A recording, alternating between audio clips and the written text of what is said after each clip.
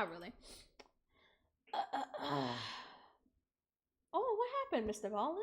Mr. Ballin, social experiment gone horribly wrong. Okay, we haven't had a Mr. Ballin video in a little minute. But I'm excited. I like Mr. Ballin videos. The last one I watched, I think it was the one with the twin sisters who kept trying to run and jump in front of cars. That video was crazy. So hopefully it's as entertaining. This one is as entertaining as that one. Let's watch. Sometimes the truth is stranger than fiction. And today, I'm going to tell you 3 stories that demonstrate that. But before we get into those stories, if you're a fan of the strange, dark, and mysterious story format, then you've come to the right place, because that's all we do, and we upload once a week. So if that's of interest to you, the next time you're at the beach with the like button, wait until they take off their sun hat to go run into the water, and while they're gone, fill their hat up with mayonnaise. Also, please subscribe to our channel and turn on all notifications so you don't miss any of our weekly uploads. Okay, let's get into today's stories. Creepy, spooky skeleton.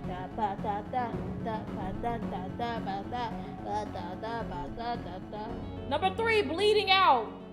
Oh. On the afternoon of June 29th, 1934, a 37-year-old police officer named Captain Alan Falby pressed the throttle on his police motorcycle and sped down a street in El Paso, Texas. Captain Falby's motorcycle lights and sirens were on because he was chasing a speeding pickup truck down the road.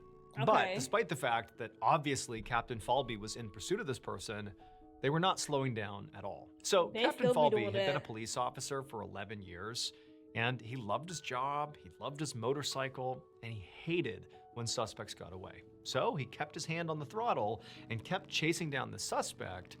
But suddenly, the truck he was going after slammed on its brakes and swerved hard to the left.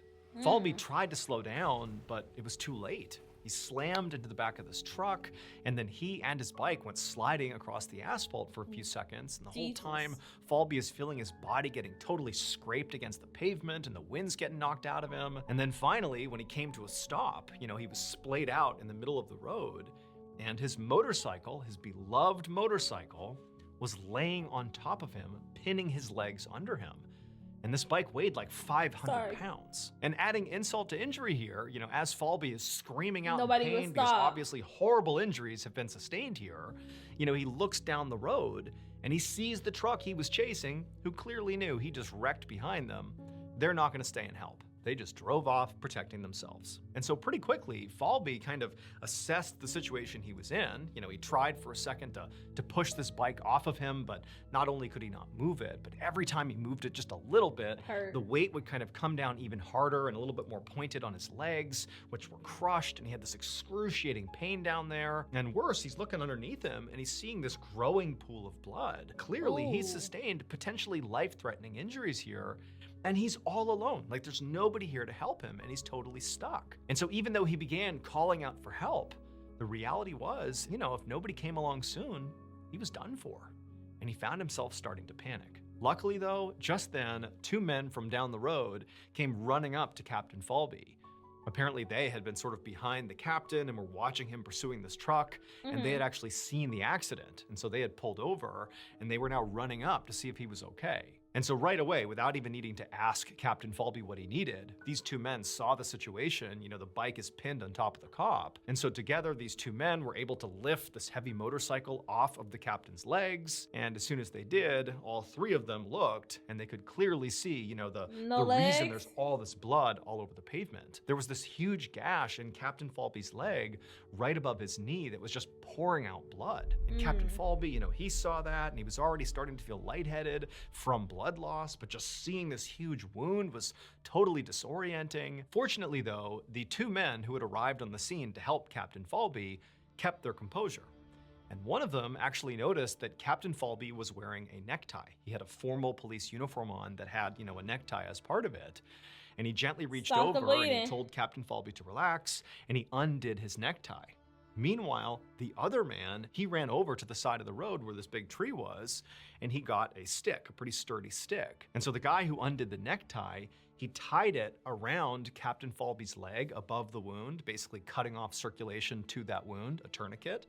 He tied it off, and then the other guy came back over with the stick, and he handed it to the guy with the necktie, and he took the stick and threaded it carefully through the necktie that was now wrapped around the captain's leg, and he began twisting the stick, wrapping up the fabric as he twisted it, which in turn mechanically tightened that tourniquet around the captain's leg, much tighter than you could do, without something mechanical. Like, this is somebody who clearly knew how to make a real tourniquet out of sort of everyday materials. And so they tie off the super tight tourniquet, they stop the bleeding, and it ultimately saves Captain Falby's life. In fact, by the time Captain Falby actually got brought to the hospital and they took off this DIY tourniquet and patched him up for real, the doctor would tell Captain Falby that, he was about 10 minutes away from death from blood loss. So had it not been for those two guys who showed up and made that tourniquet, he very likely would have died. 4 years later, on December 12th, 1938, Captain Falby was back at work. And he had been, ever since maybe 6 months after his injury. Oh, I was gonna say it took 4 years. He had just gone back to work, fully recovered. He did have some scar tissue on his leg, but he was basically back to full capacity. And so on this particular day, Captain Falby was on patrol like he normally was in El Paso when he got a call over the radio about a bad car accident that had happened out on Route 80. Oh, don't tell me it was the civilians. So Captain Falby races over to the scene and he sees there's this car that's clearly veered off the road and smashed into a tree, and the driver, or who appears to be the driver, is sitting still in the driver's seat and they were unconscious. And so Falby was the first on the scene. He pulls over, he gets off his bike, he rushes over to the car, and he carefully pulls this unconscious man out of the car and he lays him on the ground. And he sees this guy has a horrible gash in his leg. And it's bleeding profusely. But because this basically mirrored the exact same type of injury that Falby himself had had 4 years earlier when he crashed his motorcycle, Falby knew what to do. He didn't have, a issued tourniquet on hand, but he knew how to make one. He had a necktie, and there were sticks on the side of the road. So as quick as he could, he rushed over, grabbed a sturdy stick, took off his necktie, tied it around this man's leg, used the stick to tighten it up even further, and he cut off the bleeding to that wound. And so at this point, now that Captain Falby has realized that, okay, this guy appears to be stable now, he's not actively bleeding, he's clearly still breathing, albeit unconscious, but, it seems like he has a fighting chance here. And so he's waiting for paramedics to show up and take this guy to the hospital. And he's just sitting there sort of, happy he was able to be here and save this guy. When he sort of looks at this guy and he realizes something. The man he had just saved with his DIY tourniquet was literally the actual same guy who had saved Captain Falby with a DIY tourniquet 4 years earlier. That's crazy. Captain Falby had never even gotten the guy's name. They had not stayed in touch after his accident. They had gone separate ways. But now he's looking down at this man and he's realizing it's the same one. The guy's name was Alfred Smith, and he would make a full recovery. Oh, good. But when he was rushed to the hospital, they would say, you were within about maybe 10 minutes of bleeding to death had it not been for Captain Falby. So literally, this DIY tourniquet story played out almost exactly the same way. Him stopping saves basically his life too. But 4 years apart. Later on, Captain Falby and Alfred Smith would give an interview to Ripley's Believe It or Not to talk about the incredible coincidence that saved both their lives. And when the interviewer at some point congratulated Captain Falby on his heroic efforts, Falby simply stated, quote, "One good tourniquet deserves another." You see, Alfred Smith was the man who put the tourniquet around my leg and saved my life when my motorcycle hit that truck. After all, one good tourniquet deserves another. And there you have it, ladies and gentlemen. Thank you to BetterHelp for sponsoring today's video. Go check when I out. left the military in 2017, worst near consider giving 6. Number 2 going down. I'm going. On the evening of December 16th, 1984, a 24-year-old electrical engineer named Ha Hao Ran walked through the courtyard of a pretty low-rent, seedy apartment complex in Hong Kong. He held hands with his longtime girlfriend, 23-year-old Jen Yu. The pair had just finished having dinner together at Hao Ran's apartment, which was part of this complex, but now he was walking his girlfriend across this courtyard to the other side of this complex, where her apartment was located. And so Hao Ran always walked Yu home. The pair had been together for a few years now. They'd actually met in college after a close mutual friend had introduced them, and ever since then, they had been inseparable. And so Hao Ran was just sort of protective of Yu. and he felt like their neighborhood was not very safe. And so anytime, especially at night, when he knew his girlfriend would be sort of out and about in their neighborhood, As he he would walk with her should. to keep her safe. A And good so that's what he was man. doing tonight. Eventually, the couple reached the front door of the section of this complex that would lead up to Yu's apartment. And so the two walked in through the front door, and they made their way over to the building's elevator bank. There were 2 elevators. Halron reached over and pressed the up button, and then he and Yu just stood there and waited. And as they waited, they began to hear the familiar sound of one of the old elevator cars clanging its way down the elevator shaft. These were old and creaky and really kind of sketchy elevator cars that both Halron and Yu hated riding on. But Yu lived up on the 13th floor. Oh, fuck and no. neither Who's of them walking liked that? walking up that Yeah, many who's steps. walking And that? so it was sort of like the only other choice is to ride one of these elevator cars. And so eventually the car came down, the doors dinged, they opened up, and nobody was on the car. And so Halron and Yu stepped inside.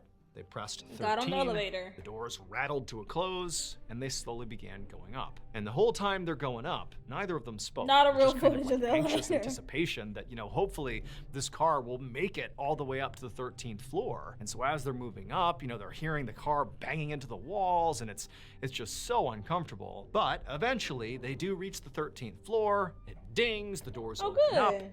and both of them are so relieved when they step out of the car onto solid ground. And they make their way over to Yu's apartment, and the two, they give each other a hug and kiss and say they had a really nice time together. And then she retreats into her apartment, and Halron goes back down the My hallway boy couldn't even and stay presses tonight. the down button to go Damn. back down the elevator. And Hi, sure Chris. enough, a couple of seconds later, Hey. Halron heard How the you familiar doing? sound of the elevator car shaking and banging against the shaft as it made its way up to him. There was a bell sound, the doors opened up, nobody was on the elevator car.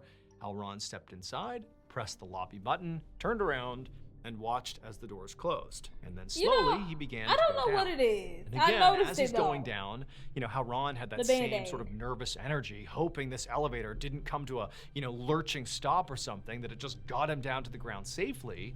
And so he's going down, it's floor 12, 11, 10, down he's going. And then at floor 7, the car came to a stop. But it was kind of a hard stop. Not like emergency status hard, but it was a fairly hard stop at floor 7. And so Halron, he's instinctively thinking, okay, well, clearly someone on the 7th floor has called the elevator. And the doors are gonna open any second here, and, someone's gonna get on. But as he's waiting for the doors to open to alleviate my this sudden God. stress that, oh my God, is something wrong here?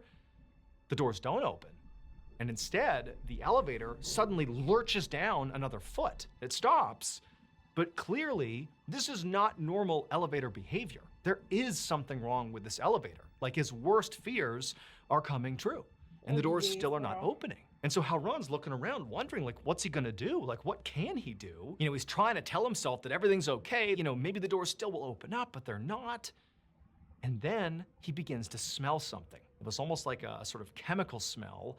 He couldn't really What? place what it was, and he's sort of looking around, wondering what's going on here, and his panic is rising, like this is a bad situation, has no idea what's happening, but clearly something bad is going on here. And then this already horrible situation gets 1,000 times worse. Because he looks down and he sees the Oh, floor fuck of the no. inside of the elevator Oh, is fuck. now on fire. No. And as he's realizing the floor is on fire, and that's what he was smelling, as like this burning smell, I'm good. he sees his own legs are now on fire. And so in a completely panicked, like fight or flight moment, He's on fire. Halron remembered that most elevator cars have an escape hatch somewhere, usually on the ceiling. And he looked up and he couldn't believe it. There it was. There was this escape hatch to get out of the car. And so right away, that's what Halron began trying to do. He kind of scaled the walls of this car. He punched open this hatch and he climbed out of the elevator, out of the fire, saving his own life. And so while all this Oh, chaos was good. happening in the elevator shaft, Halron's girlfriend, Yu, was in her apartment looking out the window. Kicking it. And her view was basically the same courtyard that she and Halron had walked across just, 5 minutes ago to get to her apartment building. And it was sort of customary that every time he would drop her off at her apartment, she would look out the window and wait for him to come out the front door, and she would watch him walk back across that same courtyard to his building on the other side. And so you sort of understood how long it would take, for Halron to come down the elevator and walk out the door. But now it had been, 5, 6, 7, 8 minutes, and he still hadn't come out the front door. And There really wasn't any reason for him not to have exited the building at this point. And she started to get worried. And so given the fact that you, much like how Ron was fearful that those old elevators in this building were eventually gonna get stuck while they were on them, given she had that fear, she instinctively was like, oh my gosh, maybe he's stuck in the elevator. Like that's why he hasn't left the building yet. And so instinctively, she left her apartment and walked down the hallway to the Check on her elevator man. bank. And she looked up above the doors and it showed where the respective cars were located. And she saw that one of the cars was stuck at floor 7 and it wasn't moving up or down. It didn't matter if she pressed the button, that car would not go up or down. The other car would, but not that car. And so it convinced her that Hal Ron has got to be trapped on that elevator car. He's stuck right there. I better call authorities. And so she did. She called the fire department and said, hey, my boyfriend, I believe he's trapped in the elevator. And so just a few minutes later, the local fire department showed up to the apartment complex and they walked up to the 7th floor where they believed, this car was stuck. Now, they were not in some crazy, emergency mode running down the hall to open up this elevator car. Yeah. Because they're thinking, it's really just an inconvenience getting stuck on an elevator car. It's not like life and death. And so they just make their way up to the 7th floor by taking the stairs. And then on the 7th floor, they go over to the elevator bank where the 2 doors are to the respective elevator cars. And on the one that, shows the car is stuck on floor 7, it says the number right above the door. They use their tools to pry open the doors to see, the car right behind it. And once they pry it open, they do see the trapped elevator car, and it's not exactly where it's supposed to be. It's not sitting, right in front of the door. It's actually situated sort of below the 7th floor. They can basically only see the top of the elevator car. Like this car has actually gotten stuck between the 7th floor and the 6th floor. But that in and of itself was not a huge thing. I mean, they could basically mechanically move this car up and down if they needed to, either up to the 7th or down to the 6th to get whoever was on the car out. What they noticed right away though, which was the way bigger problem, is they smelled and saw smoke, and it was coming from this elevator car. So what started the fire? And so the firefighters immediately go into, okay, we got to figure out where this fire is coming from. Is it coming from this elevator car? Is it somewhere down below at the bottom of the elevator shaft? Like, they don't know. But from their perspective, outside looking into the shaft, they could see that the hatch, the emergency hatch on this stopped elevator car was open because they can see the roof of this car. And they're thinking, okay, maybe the trapped guy is right in there and we can look down, grab him, pull him out, and deal with this fire. And so they go in, they're yelling out Halron's name, and they look down into this elevator car. They're literally on top looking through this hatch, and they see the carpet inside of this car is all charred and burned, and there's some smoke sort of sitting inside the car. He gone. But there's nobody inside the car. It's empty, but they see there's blood all over the inside and up on the walls. And then they realize there's also blood kind of coming up, through this hatch, and it's on the top of the elevator car. Clearly, whoever was in this car was badly hurt as they exited out the roof. But now the firefighters are wondering, like, well, where did he go? Did he fall down to the bottom? I mean, because basically there's just these 2 elevator cars that move up and down inside of this singular shaft. There's basically nothing dividing the 2 shafts that these elevator cars move in. It's kind of like one big shaft.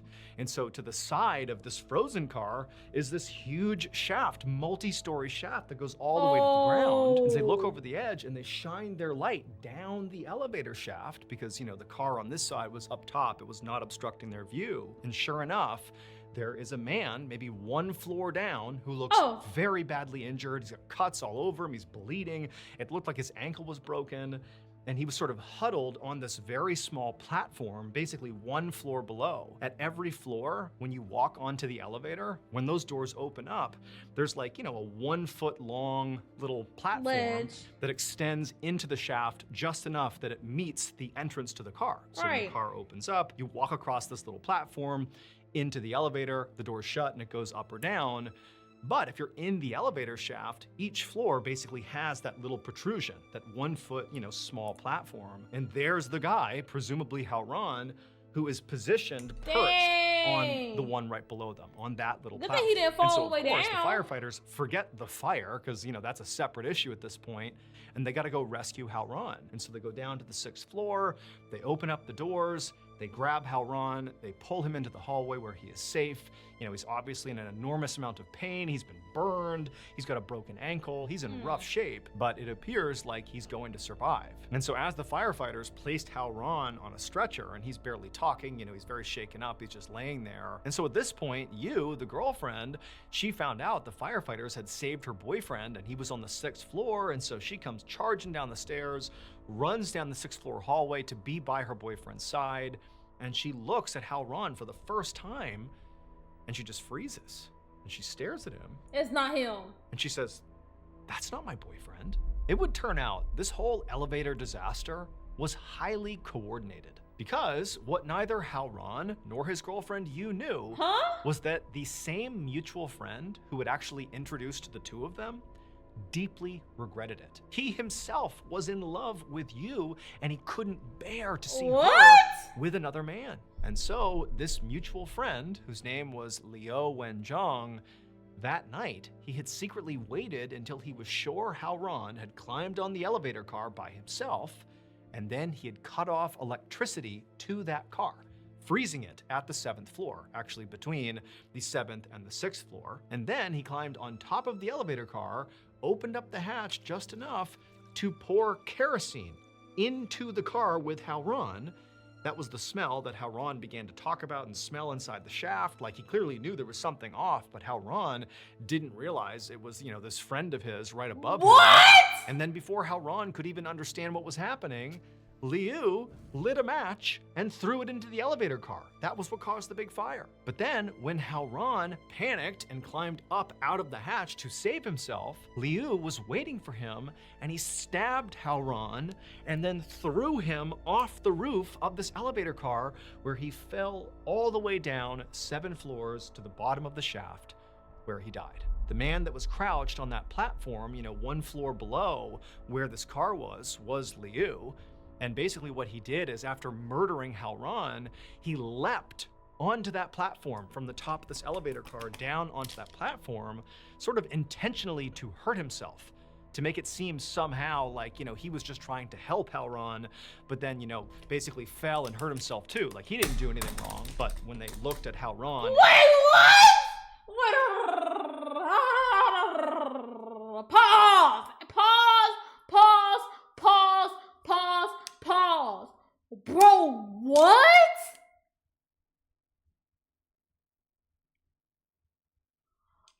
Wait, there's no way Mr. Ballin just looked me in my fucking face and told me that Liu, or whatever the couple's friend that introduced them, was so jealous and mad he couldn't have the girl. He cut electrical powering, jumped down the elevator shaft, poured gas, lit a match. The nigga got out, he started fighting him, stabbing him, and then threw him to the bottom. Nigga, what? What type of fucking life is this nigga? What? Over a girl? No. Over a girl? What was the plan? Oh, so sorry that our mutual friend died, but you wanna fuck me? What was the plan? Like, that's no fucking plan. Like, what are you doing? It's not that serious. It's not that serious. And then I'm talking about the girlfriend. She's like, oh no, it's been about 6 minutes. It doesn't take him that long. Cause they do this all the time, every day, every other day. How long have you been watching them?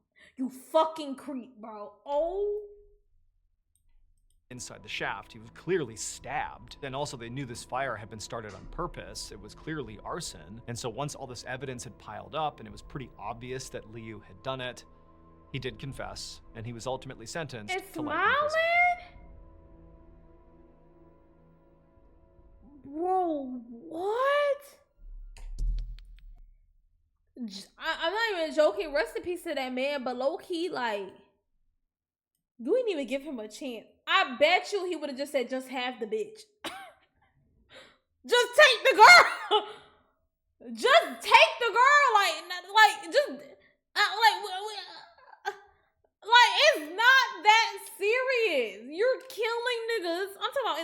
most wickedest, torturous fucking way over a girl. And we're 23. We're 23. We're 24. That's what their ages are. There's not even a guarantee I'm gonna be with this person for the rest of my life and you killed me over it? Because you was pussy to tell the girl you liked her and to introduce me and got mad at yourself?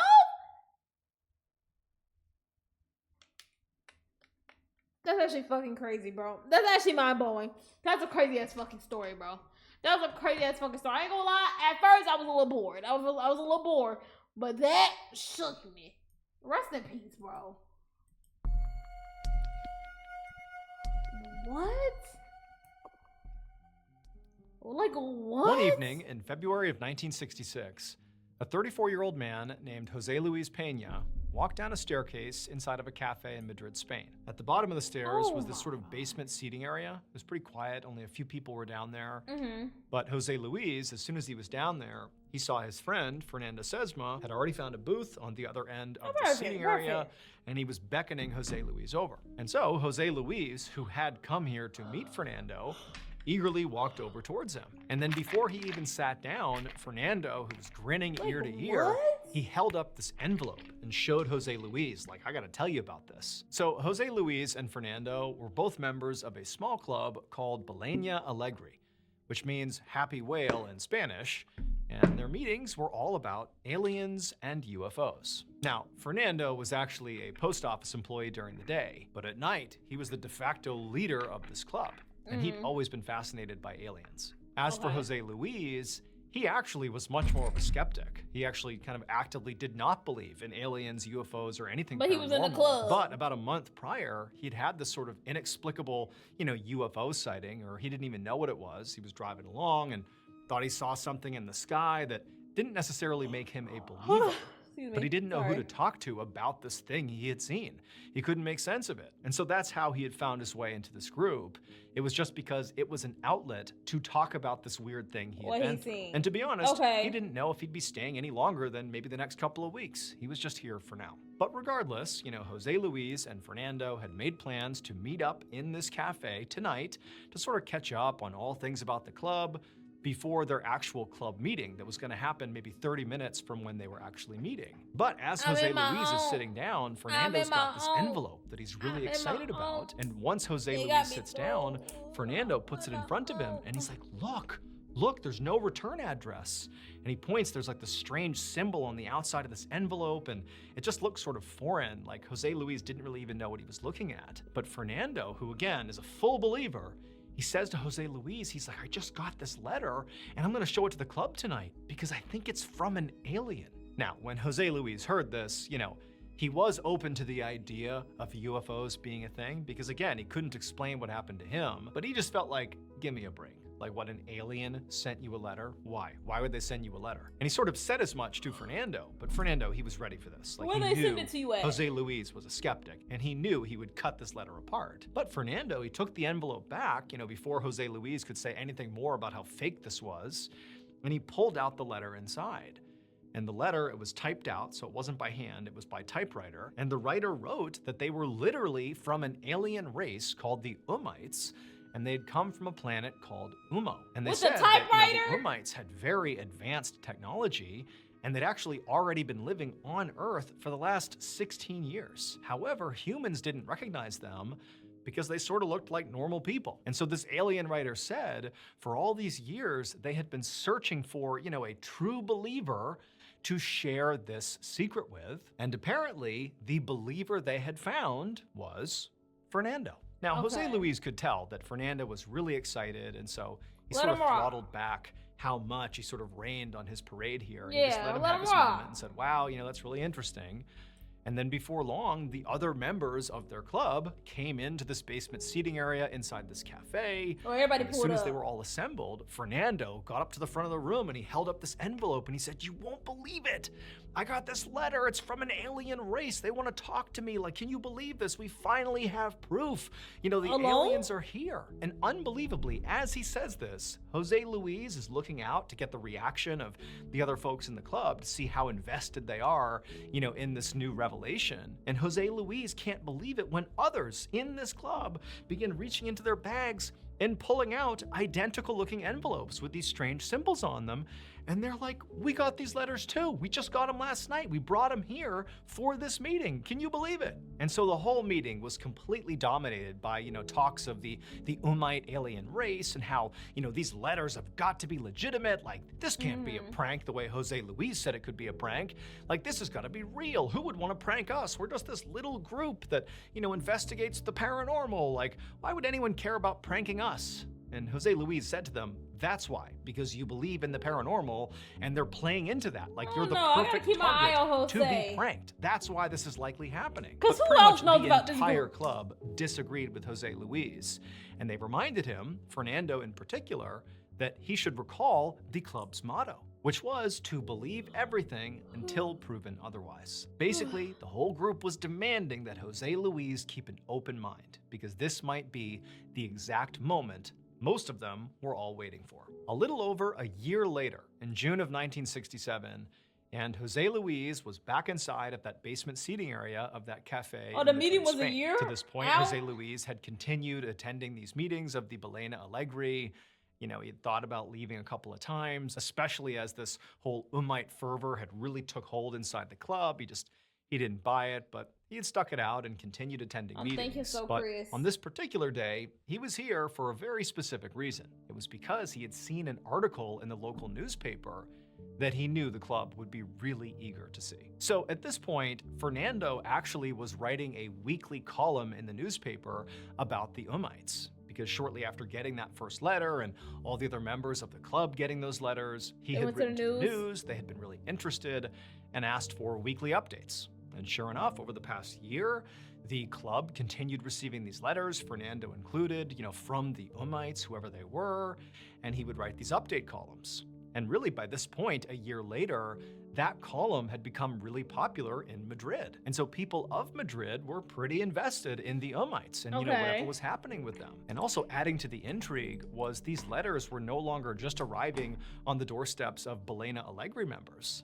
They were arriving in front of random people's homes all over Madrid. Like, random people were being contacted by, this alien race. That aren't even Jose believers? Luis still very much believed that there is no way this could be real. Like, this can't actually be aliens. But the Umaites had basically become the only conversation topic in the club every time they met. Like, it was all they ever talked about.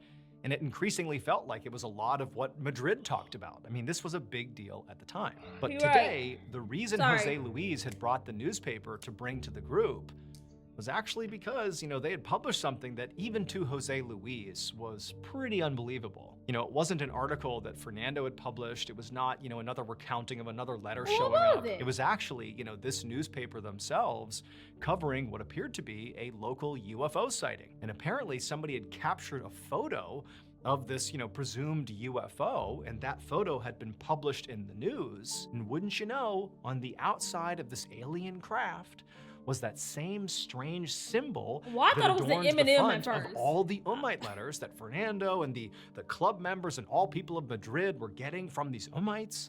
It was the same symbol. And so it sort of felt like for the first time, it was not just, letters that could be fabricated and sent to the masses. It was like this vehicle that had shown up in Madrid that had that same symbol. Like, it had to be the Umaites. Also, remember, it's 1967. And so faking photographs was very hard to do, at least, making something look convincing. And so that's why Jose Luis, he had brought this newspaper in to show the other members of this club, to be like, you know what, I gotta say, this is pretty unbelievable. And, the reaction from the club was equally amazed. They had all already seen this photo. I mean, they are completely locked in on all things Umaites. And so this photo was sort of like the centerpiece of that day's discussion. And Jose Luis found himself sort of admitting that this is pretty unbelievable and I don't know what to make of it. I think they already saw it, but they're a lot older than I thought. Luis still cautioned the group, like, look, I know this looks so real and it feels so real. I mean, I'm bringing this to you. I think this is pretty unbelievable, but there's just gotta be an angle here. Somebody has to be faking this. Like, there isn't a way that some alien species is doing this. This just doesn't feel real to me. But At this point, it was like everybody Too shut far him down. gone. They're like, hey, you brought this to us today. You're the one saying this is hard to deny. Like, this makes it feel real. And so at this point, forget your dissenting opinion. What we need to do as a group is take the news of the Ummites and this photograph and all the letters I thought they were and gonna not go just to show meet it to the rest them. of Spain, but we need to show it to the whole world. And so sure enough, after that, Fernando began going on TV and insisting the Ummites were real, which actually did cause mass panic across all of Spain. People couldn't explain the thousands of letters and that UFO photo, and so belief in the Ummites really caught on. And while Fernando and seemingly the entire general public of Spain became increasingly radicalized, Jose Luis grew more isolated from his friends in Belena Alegre. And soon he quit attending meetings altogether. And then shortly after that, he began going on TV, but not to advocate for the belief in the Ummites, but the opposite. To say, stop believing in this. There's no way this is real. But nobody really listened to him. The Ummite story had really taken on a life of its own, and it was Oh, sort of I just beginning to spin remember out the of control. title of the video. A few years after the Ummite letters began showing up and making headlines, two men had lied down on railroad tracks and basically taken their own lives by letting the train run them over. And police actually found notes in these men's pockets that just said, "The aliens call us." And given the timing of, their deaths, Oh my God. it seemed like it had to be connected to the Ummites. Oh my Then, God. 2 Spanish sisters died in a murder-suicide, and police discovered they had been receiving Ummite letters that might have contributed to this crime. By the 1970s, there were also multiple Ummite-related cults operating in Spain, and one of those cults targeted young boys. And in the early 1970s, when Jose Luis's own son was 7 years old, that child was targeted by one of these cults to be brought in because of his father. Like, they were trying to bring this child in to be exposed to who knows what, just because of Jose Luis's public stature as it related to the Ummites. Now, Jose Luis's son would not be pulled into that cult. He would be just fine. Okay. But for Jose Luis, this was pretty eye-opening and terrifying. The idea that his family could be targeted because of this Ummite stuff was crazy. And so around that same time, Jose Luis stopped trying to tell people to not believe in this stuff and instead retreated from the public eye and just tried to live a quiet, isolated life. Over the Okay. next several decades, people all over Spain continued receiving Ummite letters, and nobody knew why. And these cults that, sort of focused on the Ummites continued to flourish and continued And to grow. believe that absolutely the Ummites are real. As for Jose Luis, he really did try to live a private life away from all this craziness, but it was hard to escape it. I mean, he would see Fernando on the news all the time talking about the Ummites, and he even published a book about it. I mean, it was kind of everywhere. But everything changed in 1996, 30 years The after 90s? the first Ummite letter was received. One night in 1996, people all over Spain gathered in front of their TVs very expectantly as there was going to be this special report about the Ummites. And when the guest of honor, The who was going to be a big 90s? part of this special report, came on screen and began talking about the Ummites, it truly shocked the entire country. This person explained that in their own lives, they had recently had a near-death experience. And that experience had made them realize it was finally time to admit to the world that they had made the whole Ummite thing up.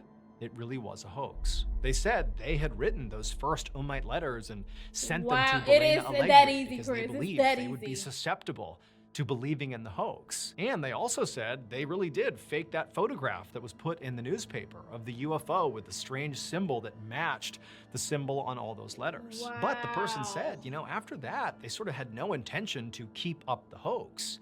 However, the story kind of took off. It became and all his these own. copycats began sending their own Ummite letters to random people all over Spain, and then the news picked it up, and it was everywhere. And even though this person was trying so hard to literally tell the world that they faked this thing, nobody listened. It was Fernando. The hoaxer was none other than Jose Luis. Oh, we called that from the He beginning. literally had done this just to show the Belena Alegre how easy it was to get people to believe in aliens and conspiracies because that's what people want. He The basically wanted to 90s show though? them that he was skeptical and he had this UFO experience and he was trying to get to the bottom of it, but everyone's like, oh, it's gotta be aliens. And it's like, no, let's step back and be rational. He was trying to prove a point. that, look, I faked aliens writing to you So and you the all believed it. 90s? Like, how are we going to actually figure out what's real and what's not? But he wasn't expecting it to take on a life of its own. However, Jose Luis's confession never actually reached Fernando, because Fernando died years before Jose Luis admitted this really was a hoax. And so he Damn, you died didn't absolutely tell still him? believing that Umites were real. And despite the fact there were at least 4 deaths linked to this Umo craze, and also there were all these cults that were doing who knows what, probably illicit and illegal things, also tied to the Umo hoax, despite all What? that, Jose Luis never faced any criminal charges. He died in 2014. 2014? What the fuck? Thank you so much for watching. Bro, that's actually so crazy, bro. And no, honestly, that actually does show how easy it is to start a cult. It really is that easy, bro. They're talking about something like 30 years it went on before he was like, hey, listen, for real. Y'all wouldn't listen to me then, y'all was real too. Now that it's a little bit less now, I can tell y'all for real, I started it. I did it. I made it up. I called it out I said from the beginning, I said, who else in this little ass club of 10 to 12 people knew all these people and their addresses and was able to send it out? And you the only one who didn't get in it. You the one technically in the club too. You was in the club. It didn't make sense. It didn't make sense. But that actually is crazy. W video, Mr. Ballin. Twists and turns after every fucking plot was developed, bro. And that's usually a Mr. Ballin video. So W video. W fucking video, bro.